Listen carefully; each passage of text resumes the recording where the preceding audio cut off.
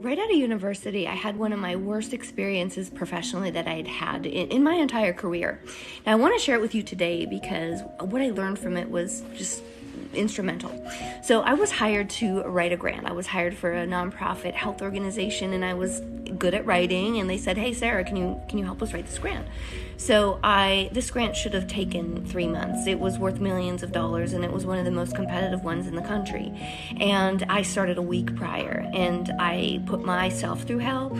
I pulled many all-nighters that week. I also put my boss through hell. I worked for 2 family physicians who wanted the funding to do their health research, which would have really contributed to their careers. Now, I felt horrible for this. I dropped the ball. They met with me after the grant. We didn't win, by the way, and they said, I know they wanted to fire me. They told me how horrible the experience was and how I didn't do a good job. And so here's the thing. At that moment, they demoted me, obviously, and I decided, hey, I could give up or I could learn from this.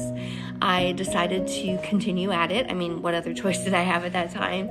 I learned from it, and then subsequently, I became known as one of the best grant writers. So I was hired by another research institute after that, and they said, hey, can you help me grant write? I was then known, and I went on to win many grants that I wrote, and I was also known as the person that was super duper prepared, all that kind of stuff. So I was kind of known for it. I was like, well, I learned the hard way.